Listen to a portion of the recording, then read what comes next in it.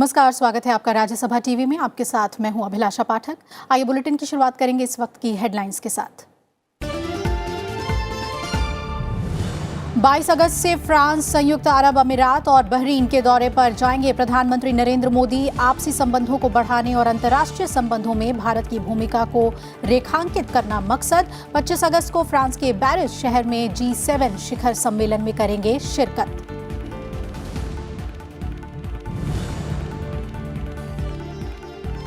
प्रधानमंत्री नरेंद्र मोदी ने दिल्ली के नॉर्थ एवेन्यू में सांसदों के लिए आधुनिक तकनीक और सुविधाओं से लैस 36 फ्लैट्स का किया उद्घाटन। प्रधानमंत्री ने इसे सांसदों के आवास की जरूरतों की सुव्यवस्थित करने का बताया प्रयास। कार्यक्रम में लोकसभा अध्यक्ष और राज्यसभा के उपसभापति समेत दूसरे अतिथि भी हुए शामिल।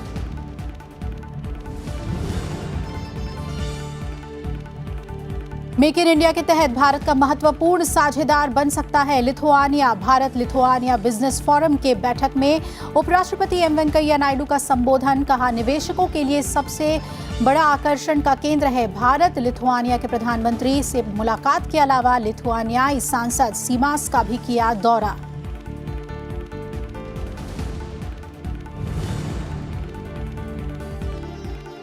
जम्मू कश्मीर के हालात को लेकर केंद्रीय गृह मंत्री अमित शाह की अध्यक्षता में दिल्ली में हुई उच्च स्तरीय बैठक। राष्ट्रीय सुरक्षा सलाहकार और गृह सचिव समेत वरिष्ठ अधिकारी रहे मौजूद। जम्मू कश्मीर में कड़ी सुरक्षा के बीच आज से खुले श्रीनगर के 190 प्राइमरी स्कूल। श्रीनगर के कई इलाकों में बहाल की गई लैंडलाइन टेलीफोन सेवाएं।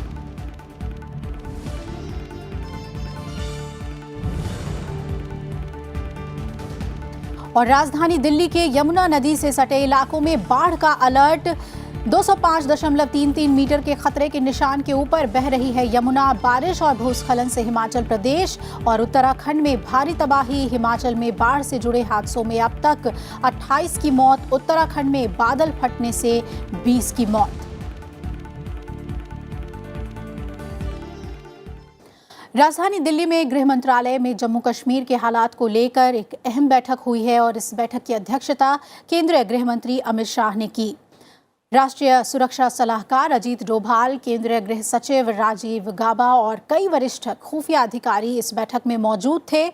राष्ट्रीय सुरक्षा सलाहकार अजीत डोभाल काफी दिनों तक जम्मू कश्मीर में ही थे और वहां की स्थिति पर करीब से नजर बनाए हुए थे।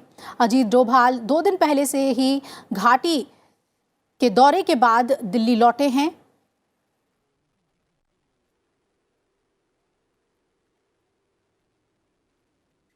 जम्मू कश्मीर में आज से प्राथमिक विद्यालय फिर से खुल गए हैं और बच्चे एक बार फिर अपने बस्तों के साथ इन स्कूलों की रौनक बढ़ाते नजर आए। स्कूलों में बच्चे सामान्य रूप से दिखाई पड़े। जम्मू कश्मीर के प्रधान सचिव रोहित कंसल के मुताबिक अभी केवल श्रीनगर के प्राइमरी स्कूलों को ही दोबारा खोला जा रहा है और स्थिति सामान्य होते ही धीरे धीरे दूसरे क्षेत्रों के स्कूलों में भी पढ़ाई शुरू हो जाएगी। उन्होंने बताया कि कश्मीर घाटी में पाबंदियों में दी गई ढील जारी है और स्थानीय अधिकारी हालातों का जायजा ले रहे हैं। जल्द ही कुछ और पाबंदियां भी हटाई जा सकती हैं। रोहित कंसल ने बताया कि जिन क्षेत्र में ढील दी गई थी वहां से किसी अप्रिय घटना की कोई खबर नहीं है। किसी भी हालात से निपटने के लिए सेना समेत दूसरे सुरक्षा बल तैनात हैं। प्रधानमंत्री नरेंद्र मोदी इस सप्ताह 3 देशों की यात्रा पर रवाना होंगे। आपसी संबंधों को बढ़ाने और अंतर्राष्ट्रीय संबंधों में भारत की भूमिका को रेखांकित करने सबसे पहले वो फ्रांस जाएंगे, जहां वो पेरिस में 22 अगस्त को फ्रांस के राष्ट्रपति इमैनुअल मैक्रॉन के साथ द्विपक्षीय और अंतर्राष्ट्रीय मुद्दों पर चर्चा करेंगे। बैठक में जहां रणनीतिक और रक्षा मामलों पर चर्चा होगी, वहीं अफ्रीका में संयुक्त रूप से काम करने की योजना पर भी विचार करेंगे। वो फ्रांस में 22, 23 और 25 अगस्त को रहेंगे। 25 अगस्त को वो फ्रांस के पेरिस शहर में G7 शिखर सम्मेलन में शामिल होंगे। G7 दुनिया की सबसे धनी देशों का समूह है, जिसका भारत सदस्य तो नहीं है, लेकिन फ्रांस के राष्ट्रपति मैक्रॉन ने उन्हें विशेष अतिथि के तौर पर आमंत्रित किया है। इस सम्मेलन में अमेरिका के राष्ट्रपति डोनाल्ड ट्रंप भी शामिल होंगे। Prime Minister will be on bilateral visits to France, UAE and Bahrain, and he will also attend the G7 summit as Barrett's partner from 22 to 26th of August. Prime Minister will be visiting France at the invitation of President Macron for the 2019 G7 summit in Biarritz as Biarritz partner. Prior to that, he will be in France on a bilateral visit. The Biarritz summit is on 24th to 26th of August, and the bilateral meetings in Paris between 22nd, 23rd of August. PM would reach Paris on 22nd August evening, and it'd be directly proceeding to Chantilly for bilaterals with President Macron. The meeting would have the usual component of a one-on-one meeting, followed by delegation-level talks, exchange of signed MOUs, and a press conference. President Macron would also host Prime Minister for a working dinner on 22nd August. On 23rd August, Prime Minister would meet President Edouard Philippe for a breakfast meeting. On the same day, Prime Minister would address the Indian community at the UNESCO headquarters in Paris and also inaugurate the memorial for the Indian victims of the Air India crash. France की यात्रा के बीच 2 दिन प्रधानमंत्री संयुक्त अरब अमीरात और Bahrain की यात्रा पर भी जाएंगे। वो 23 और 24 अगस्त को आबू धाबी में होंगे, जहां उन्हें ऑर्डर ऑफ जायद सम्मान से विभूषित किया जाएगा, जो संयुक्त अरब अमीरात का सबसे बड़ा नागरिक सम्मान है। वो आबू धाबी में क्राउन प्रिंस शेख मोहम्मद बिन जायद अल नाहयान से आपसी और अंतर्राष्ट्रीय मुद्दों पर बात करेंगे। इसमें भारत में निवेश का मामला काफ़ी अहम है। प्रधानमंत्री नरेंद्र मोदी 24-25 अगस्त को बहरीन में होंगे, जहां उनकी मुलाकात प्रधानमंत्री प्रिंस शेख खलीफा बिन सलमान अल खलीफा से होगी। दोनों नेताओं के बीच आपसी, अंतर्राष्ट्रीय और व्यापार की संभावनाएं बढ़ाने पर बातें होंगी। There will be delegation level talks with His Highness the Crown Prince of Abu Dhabi, as well as the presentation of the Order of Zayed, the highest civil decoration of the UAE, on PM, followed by a banquet hosted in honor of Prime Minister. During the visit, Prime Minister Modi would receive the Order of Zayed, the highest civil decoration of the UAE, which was announced earlier during April 2019 in recognition of the distinguished leadership of Prime Minister for giving a big boost to bilateral relations between the two countries. The award, in the name of Sheikh Zayed bin Sultan Al Nahyan, the founding father of the UAE, acquires special significance as it was awarded to the Prime Minister in the year of the birth centenary of Sheikh Zayed. Further, commemorative stamp on Mahatma Gandhi will be released on the occasion of the 150th birth anniversary of Mahatma Gandhi. Arrangements for launch of RuPay card in the UAE will also be put in place during this visit. Bahrain has conveyed its interest in joining ISA as a member state following the decision to amend the treaty. A statement of intent in this regard is expected to be signed during the visit. Bahrain announced on 1st April the discovery of new tight oil and deep gas reserves in the Khalij al-Bahrain basin located off the west coast of Bahrain. Our oil PSUs are keen to invest in securing a block in Khalij al-Bahrain basin, and in this regard, OVL has also signed an expression of interest last year with BAPCO. और इधर प्रधानमंत्री नरेंद्र मोदी ने आज दिल्ली के north Avenue में नवनिर्मित सांसदों के लिए बने डुप्ले फ्लैट्स का उद्घाटन किया। इस दौरान प्रधानमंत्री के अलावा राज्यसभा के उपसभापति हरिवंश, लोकसभा अध्यक्ष ओम बिरला और शहरी विकास मंत्री हरदीप सिंह पुरी भी मौजूद थे। आधुनिक तकनीक और सुविधाओं से लैस ये फ्लैट्स उद्घाटन के बाद सांसदों को आवंटित कर दिए जाएंगे। फिलहाल कुल 36 फ्लैट्स तैयार किए गए हैं, जिनमें 7 कमरे हैं। इन सभी फ्लैट्स को सांसदों की ज़रूरत के हिसाब से निर्मित किया गया है, जिनमें कॉन्फ्रेंस हॉल और लिफ्ट का भी प्रावधान है। पर्यावरण के हिसाब से भी इन फ्लैट्स में सारी सुविधाएं दी गई हैं और बिजली के ज़्यादातर आपूर्ति को सौर ऊर्जा से किया जाएगा। सरकार अपने ही विभाग में इतने बढ़िया ढंग से काम करे तो बाहर लोगों को आश्चर्य होता है कि अच्छा भाई, इन हाउस भी इतना बढ़िया काम होता है। आमतौर पर सरकारी काम मतलब समय से देरी से होना। लोग कितना हमेशा पूछते हैं कि भाई कितना लेट चल रहा है, कब तक हो जाएगा। हाँ कहते तो है, लेकिन कितने और समय लगाओगे। ये समय से पहले पूरा हुआ। सरकारी काम तो फिर कहते हैं कि भाई बजट तो बढ़ता ही जाएगा। ये तय किए हुए बजट से कम खर्चे में किया गया और क्वालिटी में कोई कॉम्प्रोमाइज नहीं किया गया। तो समय की बचत, धन की बचत और सुविधाओं के विषय में सतर्कता बरती गई। लिथुआनिया के दौरे पर गए उपराष्ट्रपति एम वेंकैया नायडू ने आज भारत लिथुआनिया बिजनेस फोरम को संबोधित किया। उन्होंने दोनों देशों के बीच व्यापार और निवेश को एक नए स्तर पर ले जाने का आह्वान किया। उपराष्ट्रपति ने कहा कि कारोबारियों को बेहतर माहौल मुहैया कराने के लिए भारत सरकार ने कई कदम उठाए हैं और भारत का बढ़ता बाजार लिथुआनियाई कारोबारियों के लिए कई मौके उपलब्ध कराएगा। बाल्टिक क्षेत्र के 3 देशों की यात्रा पर गए उपराष्ट्रपति एम वेंकैया नायडू ने लिथुआनिया की राजधानी विल्नियस में सोमवार को भारत लिथुआनिया बिजनेस फोरम को संबोधित किया। उन्होंने कहा कि दोनों देशों के व्यापारिक समुदाय के बीच बातचीत से भारत और लिथुआनिया के बीच आर्थिक सहयोग को आगे बढ़ाने में मदद मिलेगी। उपराष्ट्रपति ने कहा कि राजनीतिक इच्छा शक्ति से दोनों देशों के बीच आर्थिक गतिविधियों को मजबूत बनाने के लिए बेहतर माहौल तैयार हुआ है।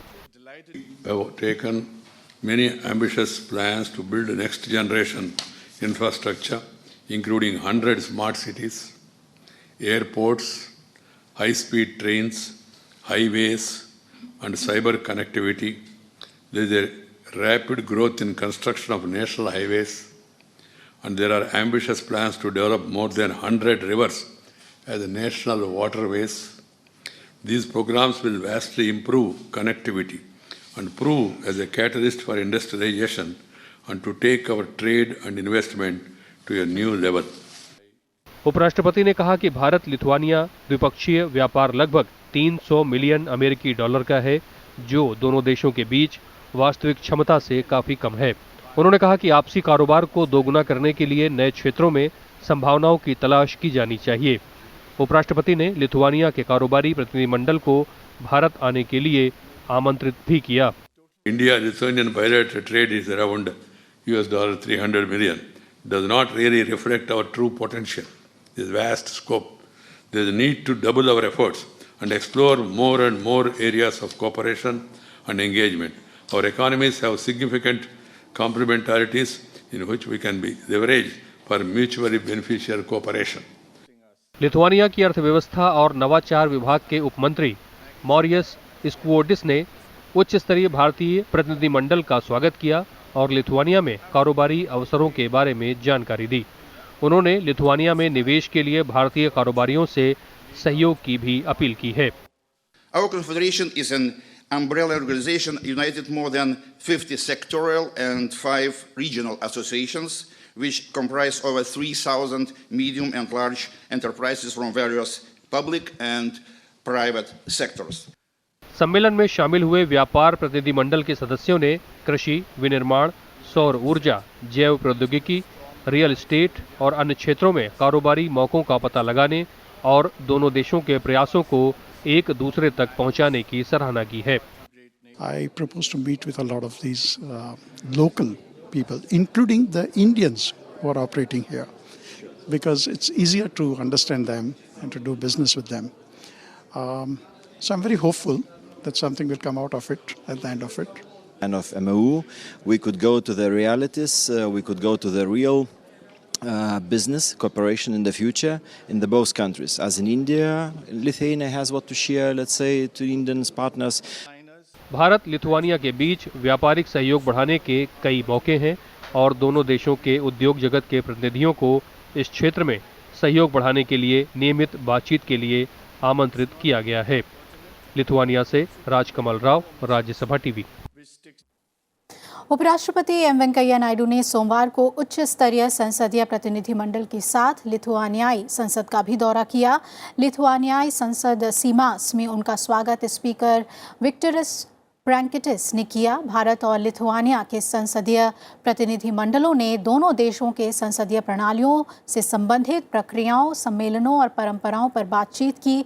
दोनों देशों के संसदीय प्रतिनिधिमंडल लिथुआनियाई संसद के चारों ओर गए और वहां दीर्घाओं का दौरा भी किया। उपराष्ट्रपति एम वेंकैया नायडू ने लिथुआनिया के प्रधानमंत्री से भी मुलाकात की।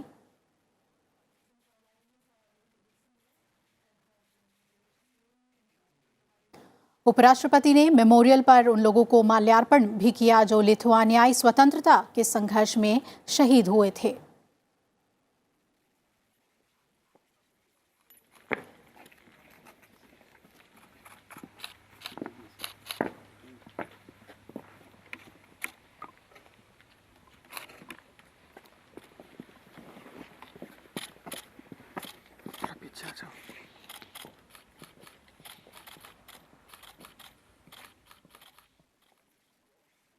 इधर दिल्ली में बाढ़ का खतरा मंडराने लगा है। इस सिलसिले में दिल्ली के मुख्यमंत्री अरविंद केजरीवाल ने एक आपात बैठक बुलाई। हरियाणा के हथनी कुंड बैराज से 8.50 लाख क्यूसेक पानी छोड़े जाने के बाद यमुना खतरे के निशान से ऊपर पहुंच गई है। खतरे को भांपते हुए दिल्ली सरकार ने यमुना जल भराव क्षेत्र को तुरंत खाली करने के निर्देश दिए हैं। यमुना फिलहाल 205.63 खतरे के निशान को पार कर चुकी है और आसपास के लोग अपना सामान लेकर मैदानी क्षेत्रों में जाने की तैयारी में हैं। खतरे के निशान को देखते हुए सरकार ने पूरी तैयारी की है। बोट और गोताखोरों को यमुना कैचमेंट एरिया के पास तैनात कर दिया गया है। देश के कई राज्यों में अपना तांडव दिखाने के बाद बाढ़ की विभीषिका अब दिल्ली के दहलीज पर भी दस्तक दे चुकी है। जी हां, आप देख सकते हैं कि लोहे के पुल के नीचे यमुना का प्रवाह किस कदर तेज़ है कि जो खतरे के निशान थे वो पूरी तरीके से डूब चुके हैं। सामने जो ये 2 पिलर दिख रहा है वो 207 मीटर का पिलर है। उसके बाद का जो उससे छोटा पिलर वो 206 मीटर का पिलर है।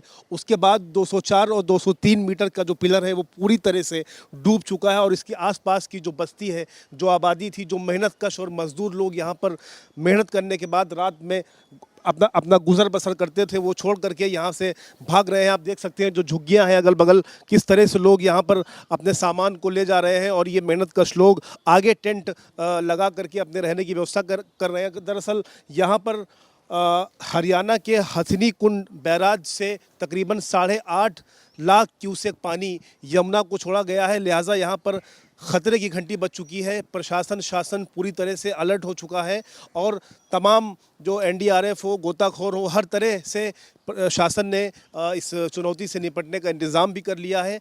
दिल्ली के मुख्यमंत्री अरविंद केजरीवाल ने आपातकालीन बैठक बुलाई है, साथ ही एक हेल्पलाइन नंबर भी जारी किया है। फिलहाल 24 घंटे तक शासन और प्रशासन की पूरी तरह से इस पर कड़ी नज़र है। कैमरामैन जितेंद्र के साथ मोहम्मद फातेह टीपू, राज्यसभा टीवी, दिल्ली। और उधर उत्तराखंड में बादल फटने के कारण 20 लोगों की मौत हो गई है और 22 अन्य लापता बताए जा रहे हैं। उत्तरकाशी जिले के मोरी ब्लॉक में बादल फटने से यमुना की सहायक नदियों में आई बाढ़ ने कई गांवों में तबाही मचाई, जिससे आराकोट, माकुड़ी, मोल्डा, सनेल, टिकोची और द्वचीचाणु में कई मकान ढह गए हैं। मुख्यमंत्री त्रिवेंद्र सिंह रावत ने भी उत्तरकाशी के आराकोट और उसके आसपास के क्षेत्रों में बारिश और आपदा के प्रभावित क्षेत्रों को लोगों को जल्द सुरक्षित स्थानों पर पहुंचाने और राहत सामग्री उपलब्ध कराने के निर्देश दिए हैं।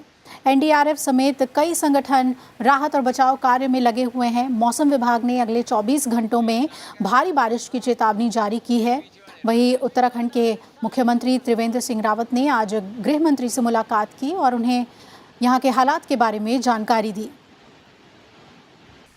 उत्तराखंड में कल ही जो तबाही हुई है, लगभग 20 के करीब कैजुअल्टी की संभावना है। 12 सब बरामद कर लिए गए हैं और वहाँ पर तमाम जो ज़रूरत की चीज़ें हैं उनको वहाँ पर भेज दिया गया है।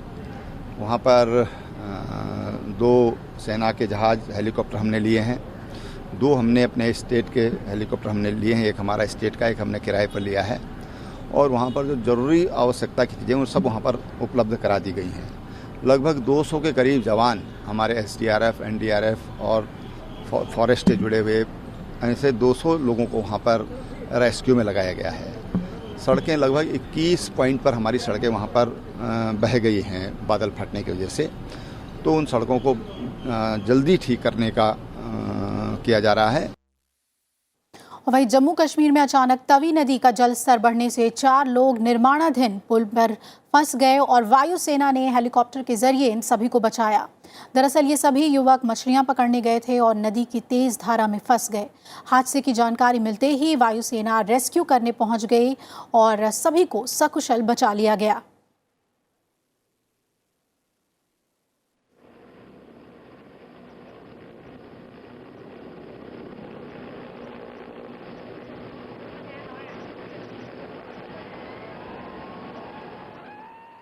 हमारे को 12 बजे खबर आई कि रेस्क्यू करना है फोर्ट ब्रिज के पास। डिविजनल कमिश्नर ने एओसी जम्मू को बताया, इमीडिएट गो अहेड दिया गया। 1229 हेलीकॉप्टर वाज हियर। इनिशियली हमने रोप लैडर से रिकवरी सोचा था, but seeing the situation that fisherman would not be able to अपना रोप लैडर से नहीं अपने आप को खींच पाएंगे, हमने इमीडिएटली एयर में यहाँ पे डिसीजन लिया और अपना गरुड़ कमांडो को नीचे भेजा। उसने हुक करा दोनों फिशरमैन को और उसके बाद वो ऊपर लेकर गया। It was a very very daredevil rescue by both the team of very good coordination helicopter और गरुड़ कमांडो से। पूर्व प्रधानमंत्री मनमोहन सिंह राजस्थान से राज्यसभा के सदस्य चुन लिए गए हैं। रविवार को हुए चुनाव के बाद मनमोहन सिंह निर्विरोध चुन लिए गए हैं। राजस्थान से भारतीय जनता पार्टी या अन्य किसी ने भी मनमोहन सिंह के खिलाफ पर्चा नहीं भरा था। बीजेपी के राज्यसभा सदस्य मदन लाल सैनी के निधन से ये सीट खाली हुई थी।